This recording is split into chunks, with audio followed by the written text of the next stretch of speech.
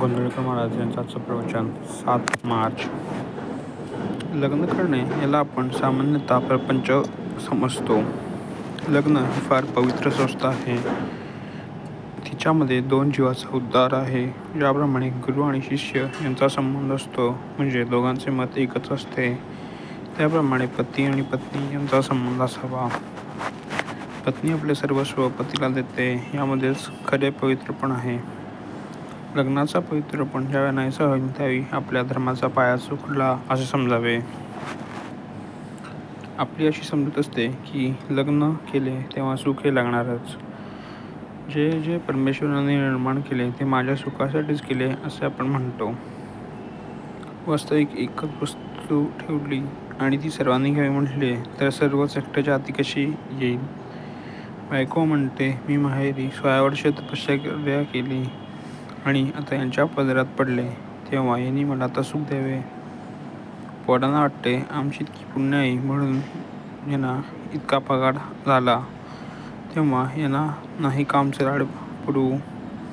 खरोखर सुखाकरता प्रत्येकाची धडपड चाललेली असते, परंतु खरे सुख कशात आहे हे कळून सुद्धा आपण डोळ्यावर कातडे ओढून घ्यावे, त्याप्रमाणे तिकडे दुर्लक्ष करीत असतो.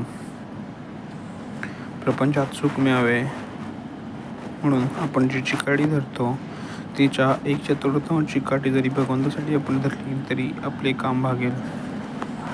आनंदाच्या प्राप्तीसाठी आपण जे साधनाच करतो आहोत ते चुकीचे आहे. तात्पुरत्या सुखासाठी आपण आज धडपडत आहोत, त्यापासून दुःख सगळ्यात पडते. म्हणून तसे न करता चिरकाल टिकणाऱ्या सुखासाठी आपण काहीतरी साधन करावे. जगामध्ये प्रत्येक गोष्टीला बंधन आहे. प्रत्येकाचे नियम ठरलेले आहेत. त्या नियमांचे उल्लंघन करणे म्हणजे अनावस्था आणणे होय. त्याप्रमाणे कुटुंबामध्ये प्रत्येक माणसाचे कर्तव्य ठरलेले आहे. असे कर्तव्याचे वळण जिथे असते त्या घराला वळण आहे असे म्हणतात. ज्या घरामध्ये वळण असते ते घर सुखी होईल.